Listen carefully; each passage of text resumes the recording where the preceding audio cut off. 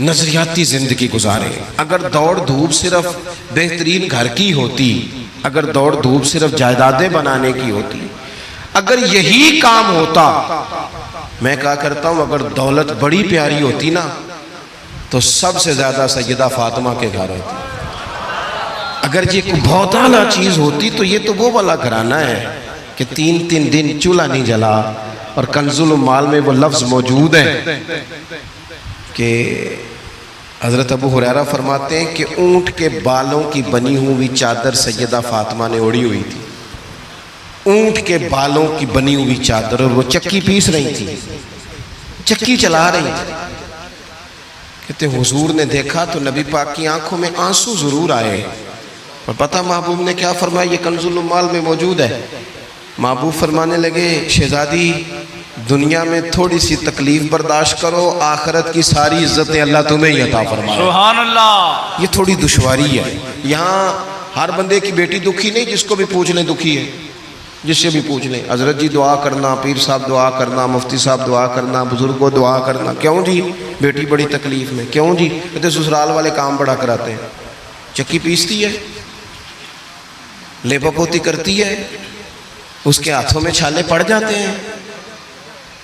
ایسا ہوتا ہے کہ ستو کبھی آ جائیں تو پھر سارا دن ان ستووں پہ ہی گزر جائے. کبھی ایسا ہوتا ہے کہ 3 دن روزے رکھے جائیں اور ایک کھجور اور ایک پانی ملے افطار سحر کے وقت. یوں بھی کبھی وقت گزارا ہے.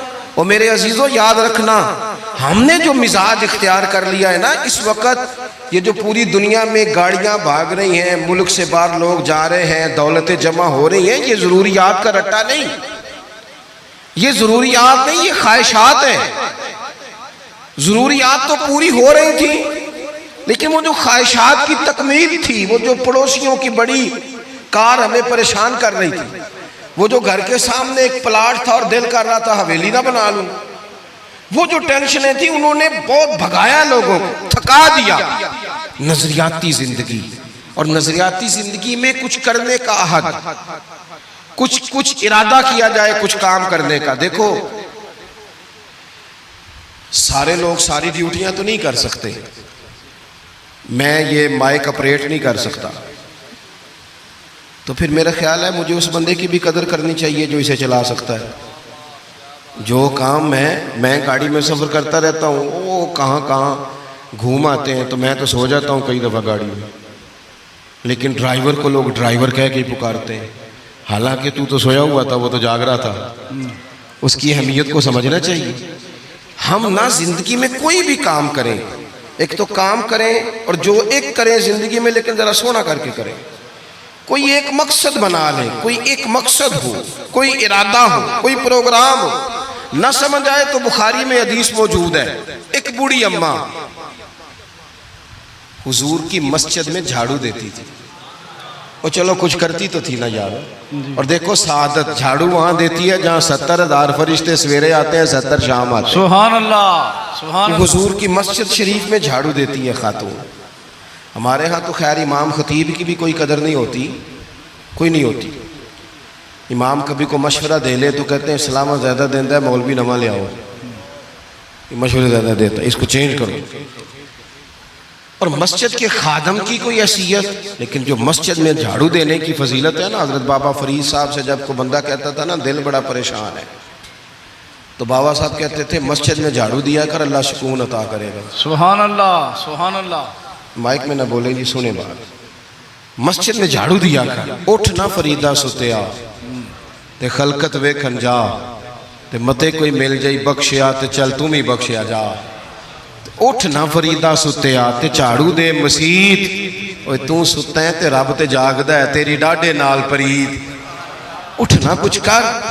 وہ خاتون چلو کوئی کام تو کرتی تھی نا.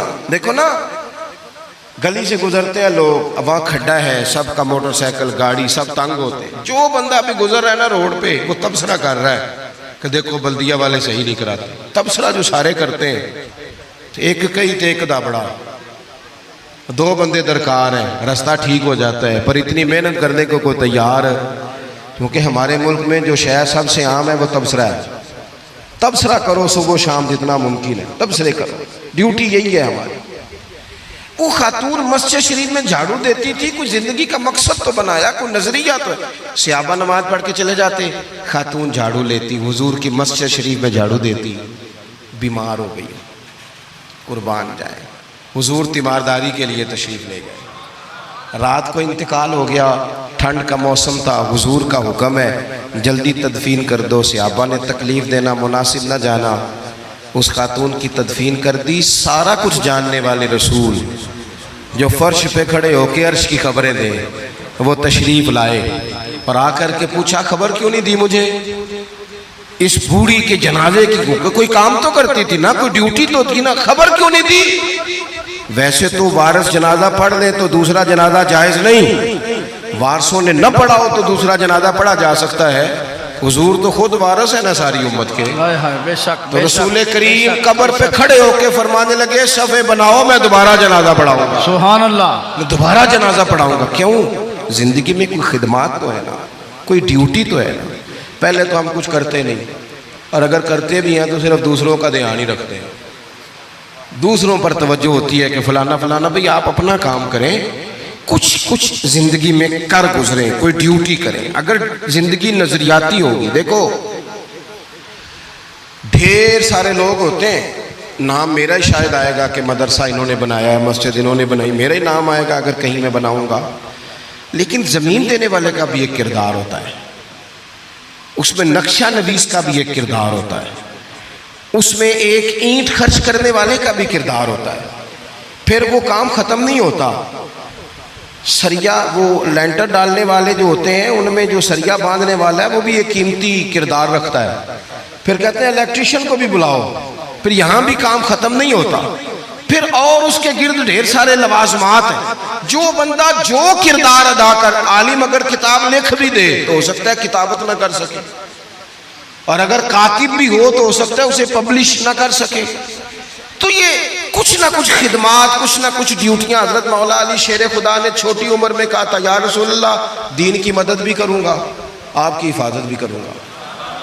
63 سال عمر پائی اور ہر میدان میں اگلی صفوں میں، ہر میدان میں اگلی صفوں میں، ہر میدان میں اگلی۔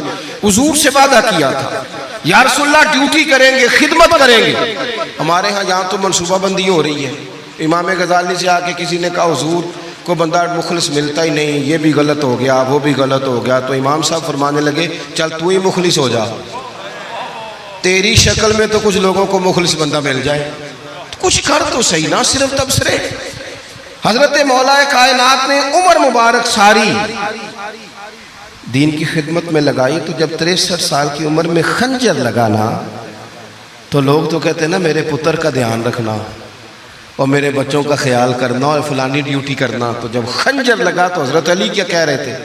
فرما رہے تھے مجھے کعبے کے رب کی قسم علی تو کامیاب ہو گیا ہے، یہ دیکھو پانی پرن سہیلیاں تے رنگا رنگ کڑے تے پریا تے اس دا جانیے نا جس دا توڑ چڑھے۔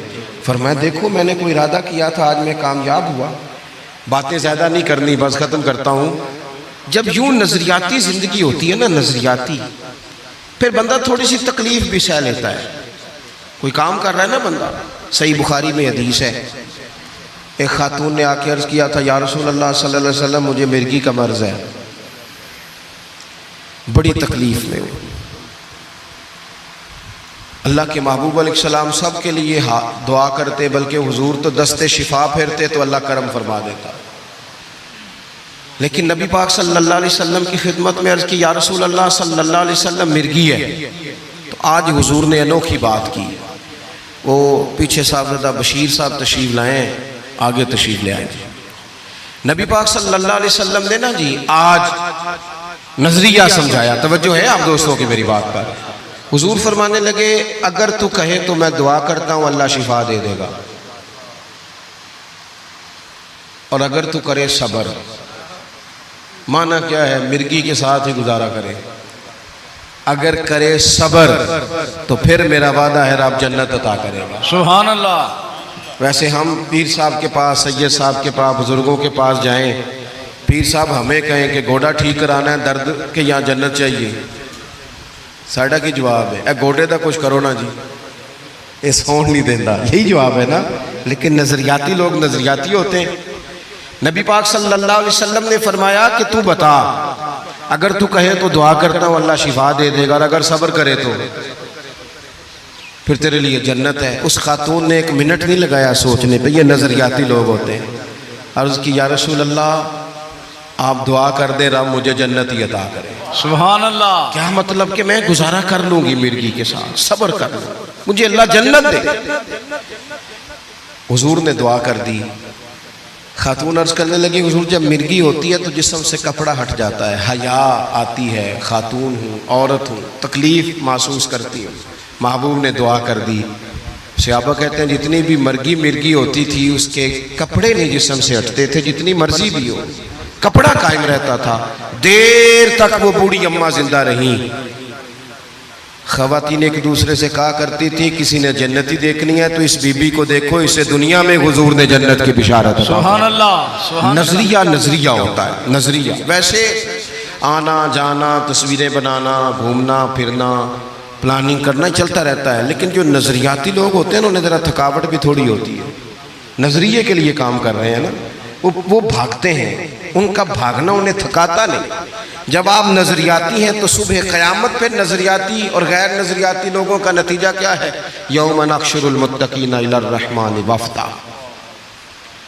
اللہ فرماتے ہیں یہ جو متقی ہوں گے نا انہیں رب کی بارگاہ میں پیش کیا جائے گا قیامت میں، پر مہمان بنا کے پیش کیا جائے گا۔ ان کا میزبان رب ہوگا، چونکہ انہوں نے زندگی تقوی میں گزاری، محتاط وقت گزارا۔ وَنُسُوقُ الْمُجْرِمِينَ إِلَىٰ جَهَنَّمَ وِرْدًا۔ اور یہ جو مجرم ہیں انہوں نے جرم کیے، من پسند زندگی گزاری، فرمایا انہیں پیاسے ہانک کے دوزخ میں پھینک دیا جائے، پیاسے ہانکے جائیں گے جہنم کی طرف۔ اپنی زندگی میں کچھ ارادہ کریں۔ دیکھیں دھوپ چھاؤں آئے گی، وہ ہمارے یہاں کچھ لوگ کہتے ہیں دھوکے بڑے ہیں جی، ہنسے کیسے؟ تو میں کہا کرتا ہوں کتنی تکلیفیں کسی کو نہیں آئیں جتنی حضور کو آئی ہیں۔ پر آپ فرمان پڑھیں، حضرت حارث بن عبداللہ کہتے ہیں میں نے تو مدینے والے محبوب کو جب بھی دیکھا ہے مسکراتے دیکھا ہے۔ سارے کام 7 سال چلتے ہیں لیکن اپنی زندگی میں کوئی مقصد ہونا۔ یہ جن بزرگوں کے ہم آراس میں آتے ہیں نا، انہوں نے کوئی مقصد حیات بنایا۔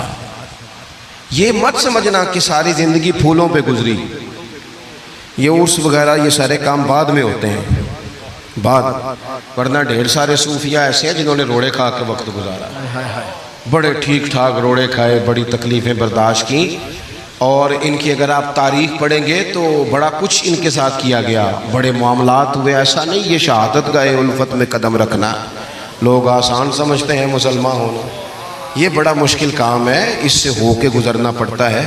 لیکن ڈیوٹی کریں، کوئی کام کریں، کچھ اپنے ذمے لیں۔ یہ جو ہم وقت گزار رہے ہیں نا جی، آپ یہاں کیوں بیٹھے کہتے ٹائم پاس کر رہا ہوں، تو میں کہتا ہوں اتنا ٹائم کہاں سے آیا جو آپ کو پاس کرنا پڑا؟ بہت سارے لوگ کہتے ہیں جی میں بور ہو رہا ہوں، تو میں کہتا ہوں یار بور ہونے کا ٹائم بھی تو ہونا چاہیے نا بندے کے پاس۔ آپ کے پاس ٹائم زیادہ ہے اس لیے بور ہو رہے ہیں، ہمیں تو ٹائم ہی نہیں ملتا بور ہونے کا۔ تو جب کوئی کام کرنا ہے آپ نے، جب آگے بڑھنا ہے، کچھ مقاصد حسنہ حاصل کرنا ہے، کچھ امور خیر سر انجام دینے، پھر زندگی میں ان کو طے کریں اور ان پر کام شروع کر دیں۔ دھوپ بھی آئے گی، چھاؤں بھی آئے گی، سکھ بھی آئیں گے، دکھ بھی آئیں گے، لیکن قافلہ رواں دواں رہنا چاہیے۔ اللہ تعالیٰ اس آستانہ نور کو ہمیشہ سلامت رکھے۔ میرا ایک اور جگہ پہ وعدہ تھا، مجھے وہاں آگے بڑھنا ہے۔ یہ جو محفلیں ہوتی ہیں یہ کبھی بھی ان کو شخصیات کی محفلیں نہیں بنانا چاہیے، ساری تقریری نظریے پہ کی ہے۔ محفلیں تو حضور کے نام کی، کوئی آئے گا کوئی جائے گا، یہ تو سلسلہ چلتا رہتا ہے، اس میں کبھی بھی یہ فوکس نہ کریں۔ آپ حضرت کے لیے آئے ہیں، بزرگوں کے لیے آئے ہیں۔ میں نے جب وعدہ کیا تھا تبھی گزارش کی تھی کہ مجھے اتنے کو بجے آپ موقع دے دیں تاکہ مجھے آگے بڑھنا ہے۔ کسی دوست کو اٹھنے کی ضرورت نہیں، بزرگ بیٹھے ہیں، سادات بیٹھے ہیں، یہ ٹھیک نہیں ہوتا، اچھا نہیں ہوتا۔ اطمینان سے بیٹھے آپ لوگ، صرف وہ 2-4 ایک سنگی جو میرے ساتھ ہیں وہ تشریف لے جائیں گے، باقی مرتب پروگرام ہے وہ اپنی ترتیب سے آگے بڑھے گا۔ آخر دعوانا الحمدللہ۔